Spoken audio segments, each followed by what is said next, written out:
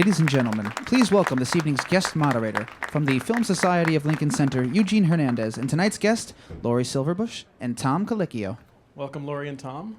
Thank you. Thanks for having welcome us. to the audience that are here and those who are listening in. This event, as always, podcast on iTunes. So welcome to the folks who are listening in to this conversation here from the Apple Store Soho in beautiful downtown New York City. Now, this couple here, they're Tom and Lori, are married, and they've also worked together on this film that we're going to talk about. We're going to see some clips. Tom, you know, is a restaurant man. Lori, you know, is a documentary filmmaker, a filmmaker. This movie gives the two of you a chance to work together, obviously very closely. Lori, you co-directed the movie with Christy Jacobson. Tom, you're involved with the film as well. Tell me, just to sort of set up the film a little bit, how the two of you decided to work together on the project specifically. For about the last 25 years, the restaurant industry, as long as I've been working in the industry, we've been very active raising money for hunger issues, whether it's with Share Our Strength or with Feeding America or the local food banks here in New York City Food Bank or City Harvest. And, I think we were very happy to do that. And at some point, we realized, actually, as we were doing the work, and there was another reason, Laura will explain why we did the film as well, that at some point you have to ask yourself, if we're doing all this work with these great organizations, raising a lot of money, why do we still have this issue of hunger? And why is, not only do we have the issue, why is it still growing? And so those questions led us to the film. Also along those lines, Lori was mentoring a young girl. Well, actually, I think it goes a little bit before that. I had directed a film called On the Outs that you know, which was a fiction film, and it was about kids who were in juvenile jail. And as part of my research, I spent time in a juvenile facility with a lot of kids who were on lockdown. And I remember asking one of them, God, it must be real tough for you to be in here. You could be out in the world doing your thing, and instead you're locked up. And she said, you know what? I get 3 meals a day here. And I was stunned by that, because it really, suddenly there was a strong connection for me. And I remember wondering about that. And then I kind of filed that away, and I was mentoring a young girl who I met through similar work I was doing, and she was having problems in school, so we helped to get her into a special private school for kids who have learning issues, and we were really proud of ourselves. And I got a phone call one day from the principal that she was foraging in the trash for food. And because it was a private school, they didn't provide free breakfast, free lunch, and I had unknowingly deprived her of her 1 meal of the day that she had been getting at her previous school. So, of course, we were stunned and upset. We fed her family, but then the next day, same issue. We could bring a week's worth of groceries. The next day, same issue. And it started to get really frustrating, because no matter how much we're feeding people, and we can be so proud of ourselves as people who are philanthropists or doing charity, we're not fixing it. We're just sort of making ourselves feel good, but we're not fixing it. And it was starting to really frustrate me. I saw chefs and good people were raising more money than it ever before, and the problem was worse than it had ever been before. And I just thought, I have a skill. Let me investigate this and see if I can bring that to this and see what comes of it. One of the things that the movie is called A Place at the Table. It premiered at the Sundance Film Festival a year ago now, and I watched it at the first screening at Sundance a year ago, and I just watched it again this weekend. And one of the things that's so frustrating about the issue that you're exploring is that in today's culture, it often takes a documentary of all things to wake people up to the issues and the ideas and the frustrations that are at the core of this particular topic. Who's seen An Inconvenient Truth, the documentary about climate change? This movie does for this issue what Inconvenient Truth sought to do for that particular issue, and it's something that it is interesting that it requires as much conversation as there is about these topics, it's never quite enough. It sometimes takes trying to rally people through a film of all things. I mean, can you talk about sort of how and why film can have that impact, and how, and specifically the impact that you hope this film will have, because it's certainly speaking to an administration at the very top that agrees with you and has tried. You talk in the movie about how the Obama administration tried to affect change in this issue and has been met with tremendous frustration in trying to achieve greater funding. Okay. Well, I think from doing research, Lori realized right away that a film that was made back in 1968 called Hunger in America, it was a CBS news piece. After that film, the film kind of showed hunger in this country. It was the first time that it was exposed to the extent that it was. And very quickly, people just demanded from their government that things change. And Nixon was in the White House, and Dole and McGovern got together and created the modern food safety net. And so the idea that a film, and pretty much got rid of hunger until the 80s.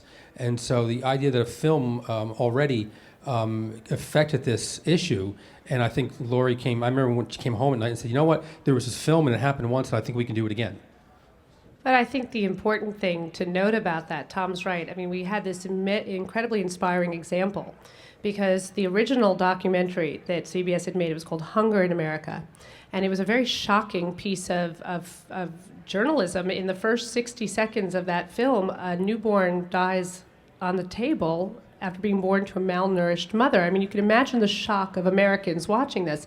And they called their representatives at such high numbers that there was a hue and cry. And within 2 weeks, as Tom mentioned, Senators Dole and McGovern reached across the aisle in a very fractious Congress and managed to craft bipartisan legislation that created today's modern food safety net. It worked. But it didn't work without citizen engagement. People said, wow. So you call it frustrating that it takes a documentary. I call it exciting. I think the reason people like me go into this field, it's not for the glory or the big bucks, I can promise you. It's for the fact that we might be able to impact meaningful dialogue and make change. And the idea that a film did that then so powerfully was really inspirational. In fact, we did, as Tom said, those programs worked so well that by the end of the 70s, we had historic low numbers of hunger in this country, the lowest they've ever been. And then, of course, come Reagan in the 80s, and the dialogue started to shift to this mythology about welfare queens and who are these people who want a free ride. And it we got away from the understanding that it is in our collective best interest to make sure healthy food's available to everyone. So it brought us back to where we are today, which is even worse than we were before. But a piece of media was very effective, and I think it can be again. One of the things we learned, and the way the film is structured, for those who haven't seen it yet, and the film opens here in New York City on March 1st, downtown at the Sunshine and uptown at Lincoln Center.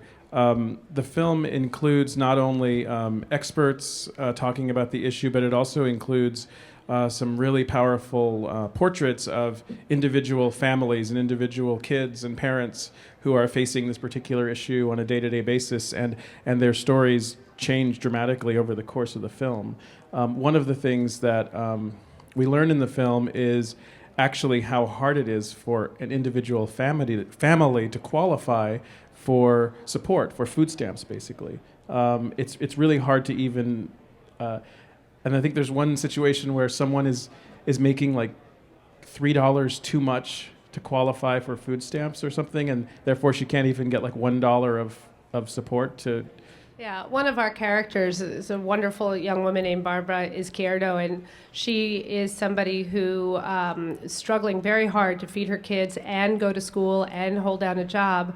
At various times when she would get her job, she would immediately be cut off from food stamps, which a lot of people think is, just and fair. But you see that her doing when Barbie was striving to do the things and fulfill sort of her end of the social contract, her kids ended up hungrier than before.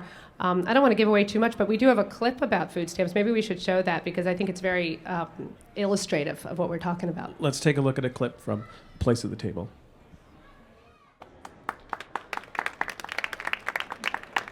And I told one of your colleagues from Take Part, from Participant. Participant's one of the companies involved with taking the film out, and they were involved with Inconvenient Truth.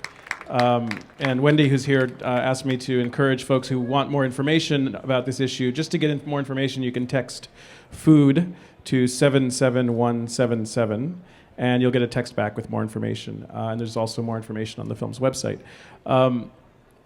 One of the things that comes up, if we go a little bit deeper into this issue, because there's a lot of strands to this. One of the issues that you explore in an eye-opening way are the kinds of food choices that people are making, and you see a little bit of that in this scene in the grocery store.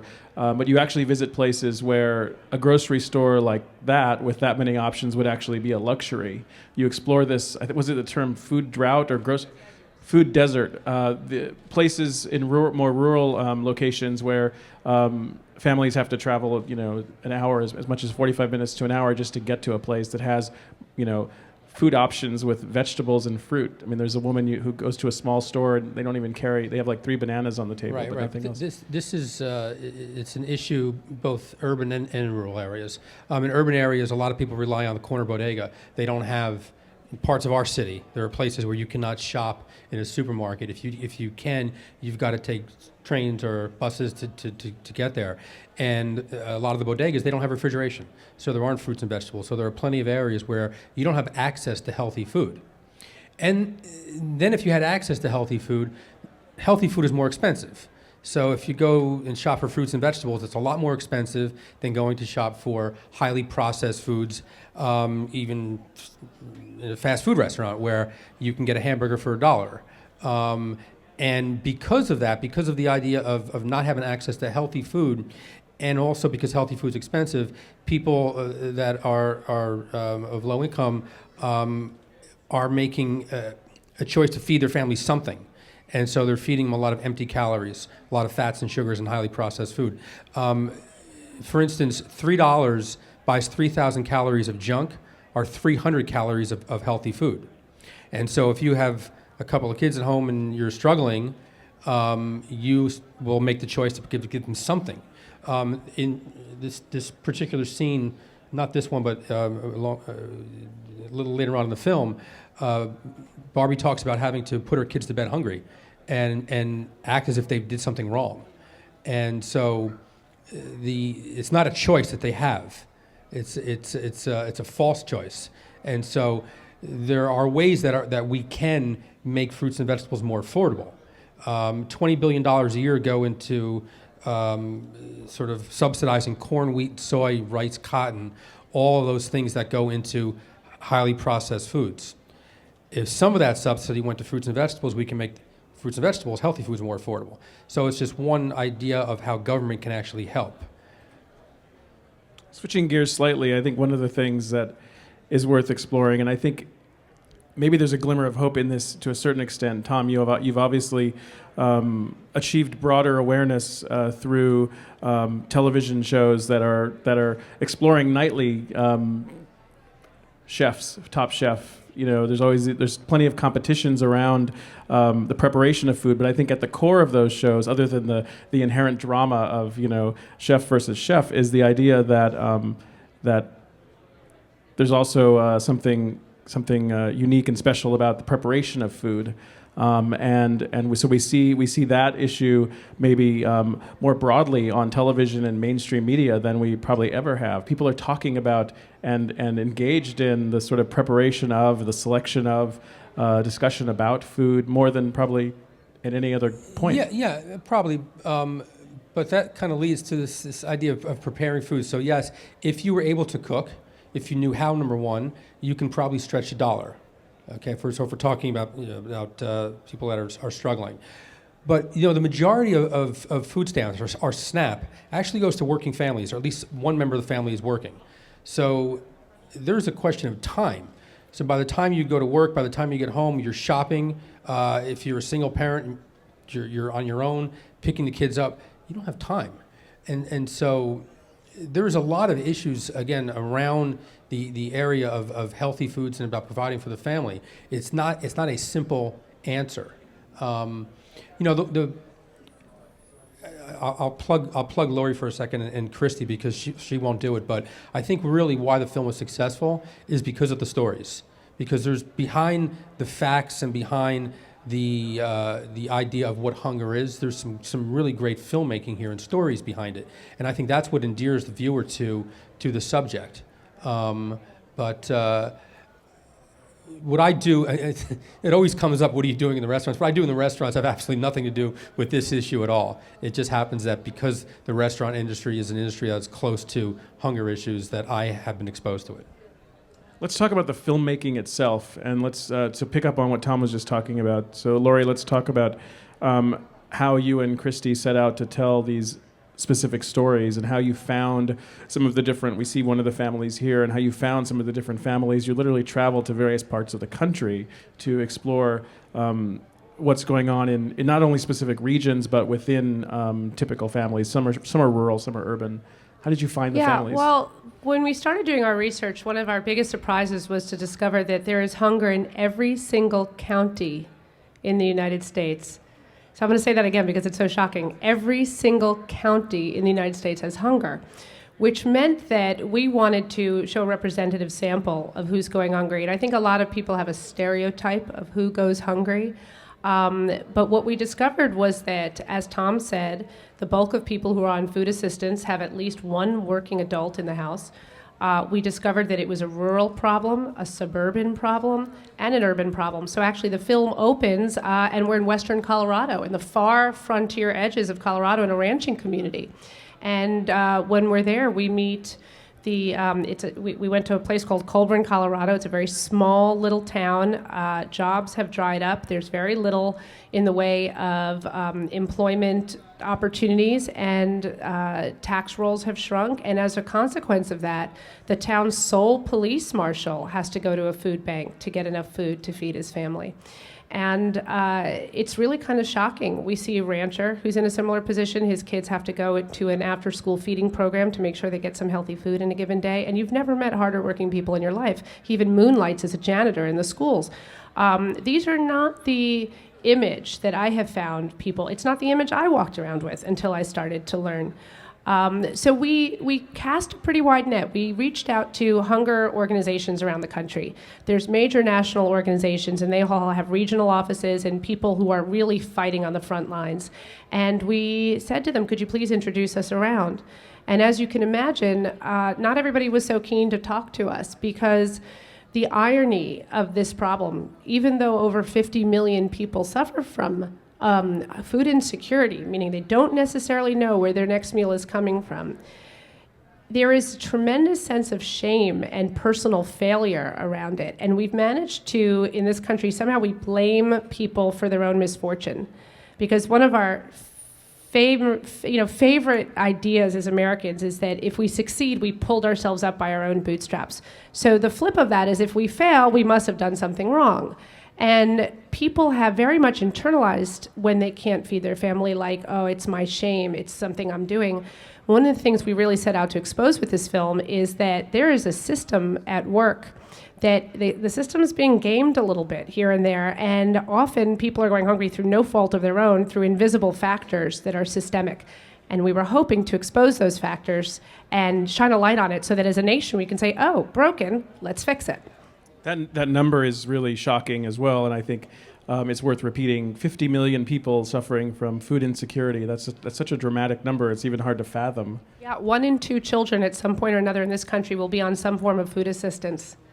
And that's the USDA's numbers. That's government statisticians. That is not a bunch of lefty liberal people cobbling together some research to support their own vision of things. One thing that is frustrating maybe for lefty liberals, but one thing that was really frustrating to me as I was watching the movie is, and you make it very clear as well, is that there's certainly no shortage of subsidies and support for big business, agribusiness. It's okay to support big business, but it's not okay to support individuals and individual families, and that's something that you explore a little bit as well. Well, I think it goes back to that sort of American ethic of independence and not wanting to take a handout. We met many people who would said, well, I didn't even want food stamps. I don't want any assistance. But then they have to go to their church and get assistance. And the truth is that when you really break it down, government assistance is taxpayer money. It's neighbors helping neighbors. It's a very fair way of distributing things. I don't think it's adequately funded. I don't think it reflects current realities. It needs to be modernized, but it's actually a way to make sure that people are getting something in a fair way. Right now, unfortunately, we've managed to create a whole secondary food system for the poor that relies on charity.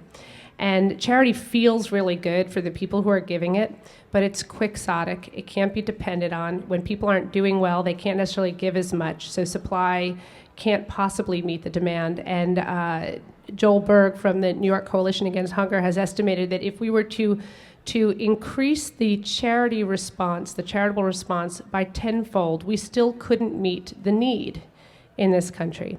So we really need to look at that and say, if it were fixing, if this were to be fixing the problem, we'd be fixing it, because there's never been more charity than at this moment. And the hardest thing we set out to do, and frankly, the thing that's most exciting for me, because it seems to be working, is to change the paradigm. And it's shocking for people to hear that there's another way to fix this beyond writing another check or donating more cans of food. There's actually another way, and it's to look at the policies that have created this. This is a political condition because we have enough food. We have enough food. It's about the politics that can help make sure that food's available to people. So with that in mind, did you want to make a point, Tom? Because we watched another clip. Charity is great and food packets are great, but they were really set up as an emergency response, not set up to be the primary place where people go and get fed. And so there's...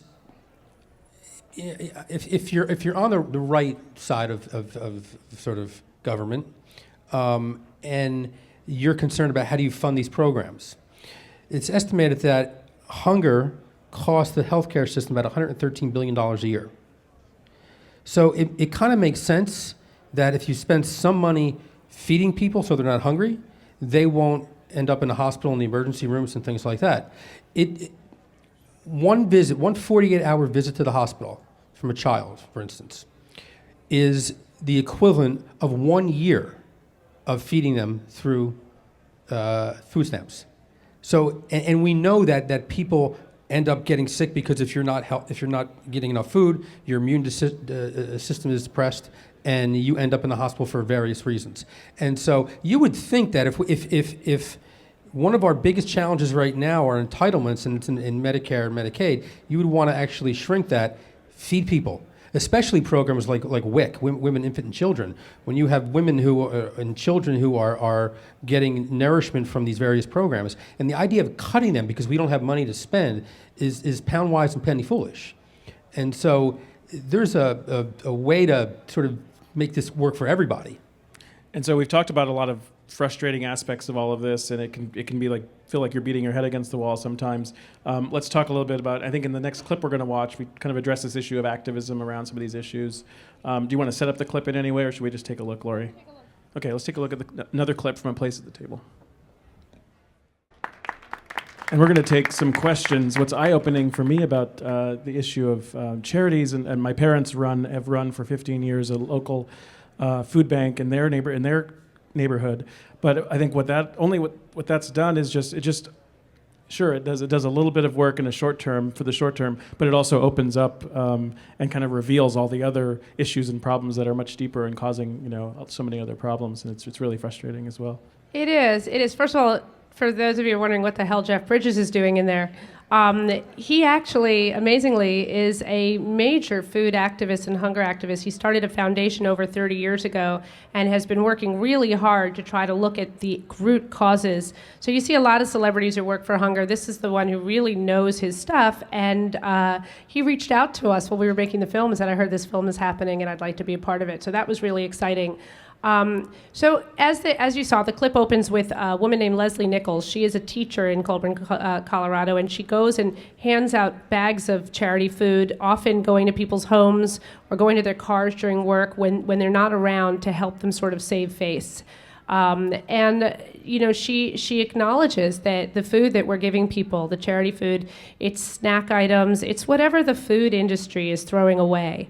And that's something that is, personally quite frustrating for me to hear about, because when you have big, huge corporations that are giving away food, they get a lot of bang for the buck for that. They get a lot of what Janet Poppendieck, an activist in the area, calls the halo effect. They look like heroes, but actually they save a fortune in dumping fees, and they get a tax write-off for it. Plus, those are foods whose ingredients are so heavily subsidized on the production side that they are not motivated through the demands of a marketplace to produce the correct amount. They can actually overproduce and overproduce it very cheaply, and then get an additional benefit on the other end for giving it away.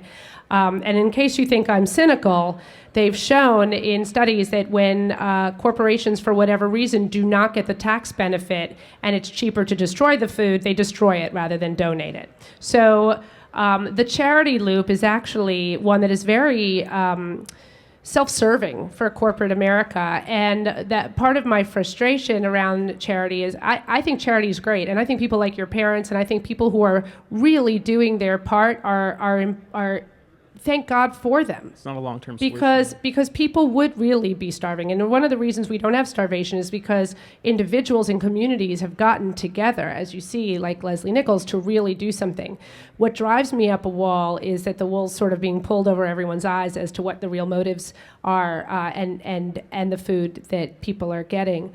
I don't know how long a kid can survive on ramen noodles before their health is compromised, their development is compromised, and as Tom mentioned, all sorts of healthcare costs arise from malnutrition-based obesity and diabetes that comes with that, and frankly, all of the routine infections and problems that kids get who are routinely undernourished, even if they're eating, but that's all they're eating. And I mean, you try it. Try eating out of a can for a couple weeks and see how you do.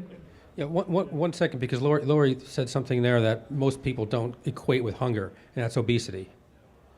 They're neighbors. They live. Malnutrition is part of obesity. And again, when you can't purchase healthy foods and you rely on highly fat, highly sugar, highly salted foods, you end up with obesity becomes a problem. And so they are very similar conditions. Which goes back to the issue you were talking about earlier with healthcare, and leads to so many other health issues that we end up paying for on the backside later. We have a few minutes for questions. I want to make sure we can get to a few of them from the audience. We're talking about a place at the table, and hoping to have just a couple of questions from the audience. So if you have one, go ahead and raise your hand. Don't be shy.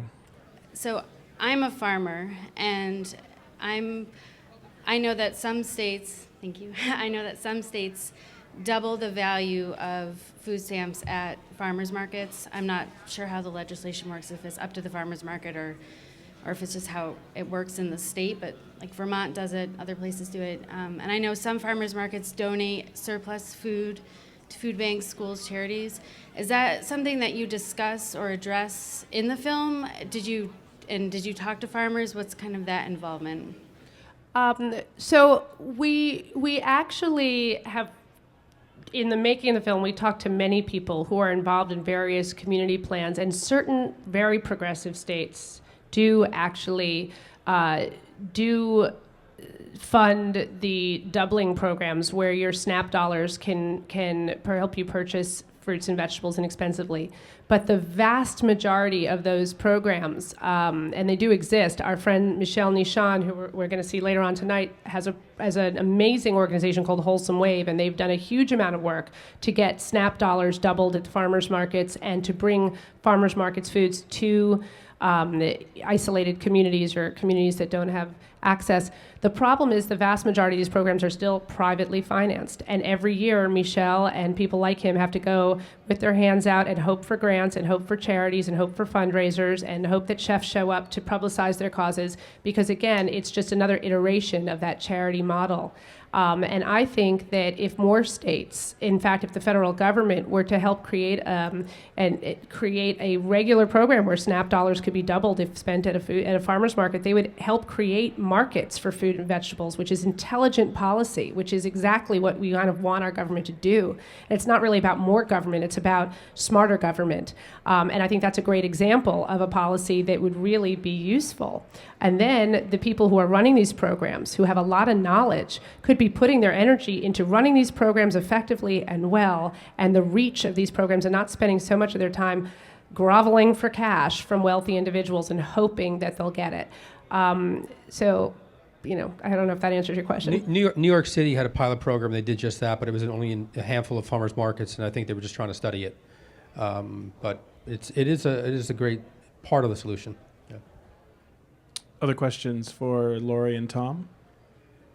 This question is mostly for Tom, and I'm wondering if the movie touches on any ways you as a restaurant owner think maybe the restaurant industry can help, or if, as you've said before, is it completely government? Yeah, we're actually doing a screening for the restaurant industry tonight. As we leave here, that's where we're going. But there is a scene in the film where Michelle Obama brought probably close to 1,000 chefs to the White House lawn to talk about some of the issues with obesity and things like that as part of her Let's Move program. The restaurant industry, again, has been great around hunger as far as raising money. And then beyond that, Michelle Nishan, who we just mentioned for Wholesome Waves, the chef who started that. Bill Telepan, who's a chef uptown, has done great work with his, forgetting the name of the organization, Wellness in the Schools. And so many chefs. Mary Batali raises a lot of money for New York Food Bank. City Harvest has a whole group of chefs involved in advisory roles. And so, the restaurant industry has always been very, very focused on this. And I think that, we cook for people who can afford it in the restaurants, but I think on some level we all really believe that cooking is a basic right. Our food is a basic right. As we start to wrap up here, I have a last question, and I'll let Lori pick up on this as well.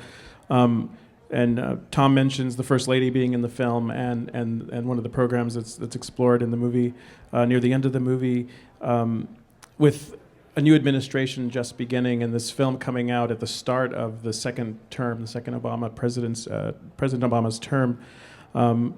What do you feel that the current administration can do? And more specifically, what will it take from those who are in the audience, those who are listening, those who see the film? What will it take for those folks to do to help the administration accomplish what it actually wants to do? Well, I would say, I think it's a great question. We're only showing you a couple clips here, and it must seem like a lot of gloom and doom and, pretty depressing. But the truth is that it's actually a really optimistic moment, because this one is solvable. It's not like we have to first cure this disease. It's not like we have to figure out a cure for cancer and then get started. We actually know what's causing hunger in this country, and we actually have the knowledge and the resources and the food to fix it. So this one is fixable, and we show that it's worked in the past, we can do it again. But it isn't just a question of saying, okay, well, let's sit back and hope that people get it right this time. It won't work without people deciding it's a priority and letting their elected officials know. And I think one of the best things about this film, first of all, the film opens on March 1st. It's going to be downtown at the landmark Sunshine, and also we just learned uptown at Lincoln Center. Woohoo! So that's very exciting. But the best thing a person could do, go and see the film. Tell your friends to see the film. It's also opening on iTunes and on demand the same day. So even if you're not near a theater, you can see it. You can like us on Facebook. You can go to the webpage. And the beautiful thing about it is that by partnering with our distribution partners, Magnolia and Participant Media, Participant has a track record like no other film company in getting issues in front of the American public and then changing the issue permanently. They made Food Inc., and they really revolutionized a lot with Food Inc. They are poised to do this again, and the day this film launches, they are launching the first ever National Action Center on Hunger, which is going to bring all of the national groups, all of the state and regional groups and local groups together under in one place, so that you could log onto the website, and with one click or one text, you can lend your voice to end hunger permanently. And it's a great, I think the first thing I would say to you is please tell everybody, this one we can do. You can take responsibility for fixing this. And I don't think we can be mad at our government for not getting things right if we haven't told them we need them to do this. There's a representative in the film, Representative Jim McGovern, who did the food stamp challenge, told us that if 6 people call him from his district, he will change how he votes on an issue. And that's stunning to think about, 6 people.